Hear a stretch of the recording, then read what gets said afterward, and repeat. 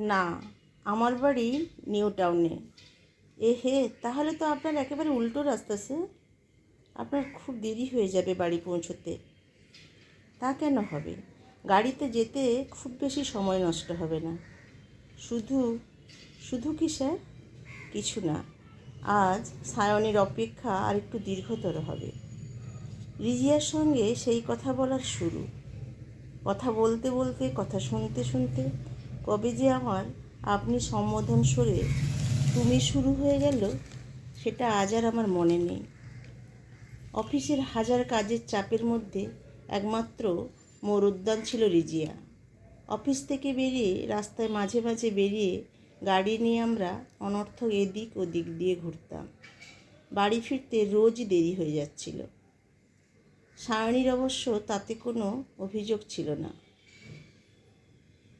শুধু আগে আমি বাড়ি ফেরার পর আমার কাছে কাছে থাকতো, কখনো ওকে গলা তুলে ডাকতে হয়নি। এইবার সেটা বদলে গেল।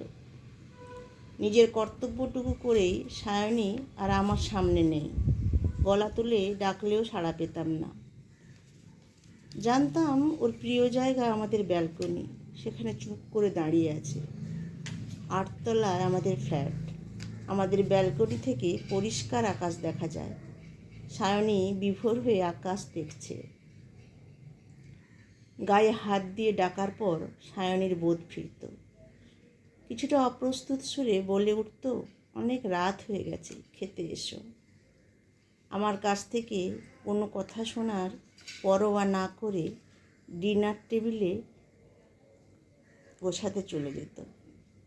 খাওয়া দাওয়া সেরে শুতে যাওয়ার সময় একদিন খুব অদ্ভুত স্বরে সায়নী আমায় বলেছিল, তুমি কি আমাকে কিছু বলবে? অবাক হয়েছিলাম। কেন, কিছু বলার নেই তো?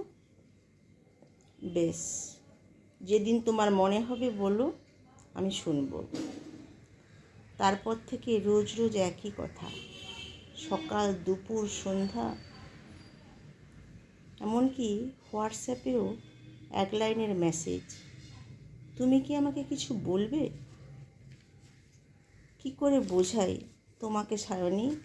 আমার অনেক অনেক কিছু বলার আছে তোমাকে। সব তুমি বুঝতে পারতে কিনা জানি না, কিন্তু কষ্ট পেতে। তোমাকে কষ্ট দেওয়া আমার পক্ষে সম্ভব নয়। এর কিছুদিন পরেই একটা অদ্ভুত ঘটনা ঘটে। সেদিনও সেই রাত্রিবেলা খাওয়া দাওয়া সেরে বিছানায় আধশোয়া হয়ে একটা পত্রিকার পাতা উল্টাচ্ছি। সায়নী আমার পাশে শুয়ে আছে। ওর নিঃশ্বাসের শব্দ শুনে বুঝতে পারছি বেচারি ঘুমিয়ে পড়েছে। আচমকা আমার হোয়াটসঅ্যাপে রিজিয়ার মেসেজ ভেসে ওঠে, স্যার ঘুমিয়ে পড়েছেন? না, ঘুমের তোড়জোড় চলছে। এইমাত্র একটা সিনেমা দেখলাম, আর সিনেমাটা দেখতে দেখতে বারবার আপনার কথা মনে পড়ে যাচ্ছিল স্যার। কোন সিনেমা? ইজাজত।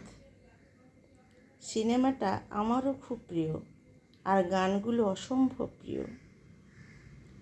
আপনার মায়া চরিত্রটা কেমন লাগে স্যার? মায়া একদম কবিতার মতো। কি সুন্দর বললেন।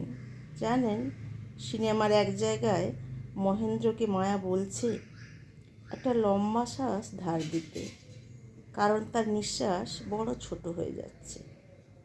হ্যাঁ, মনে আছে। আমাকে একটা লম্বা শ্বাস ধার দেবেন স্যার? আমি আর আপনাকে জ্বালাতন করব না। রিজিয়ার এ পাগলামির কোনো উত্তর আমার জানা নেই। তাড়াতাড়ি ওর সঙ্গে কথা শেষ করি, ফোন রেখে ঘুমানোর চেষ্টা করছিলাম।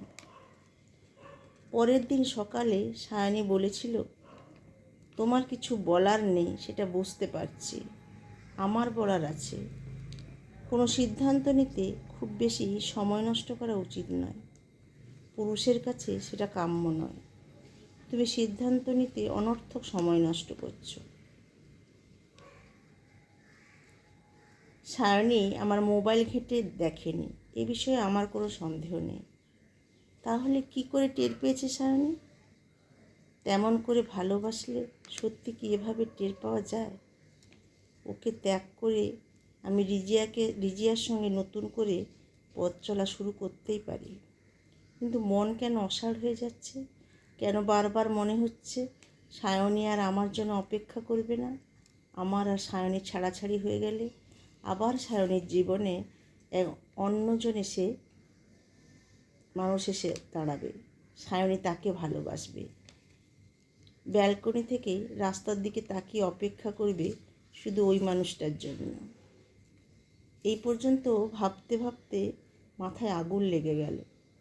অনর্থক হিংসায় আমি পড়ছিলাম সারাক্ষণ। সায়নীকে আমি হারাতে পারবো না। সেই দিন থেকেই আমি অপেক্ষা করতে থাকলাম একটা দানবীয় রাত্রির জন্য। রাতেই ভিতরের দানব ঠিকঠাক জেগে ওঠে।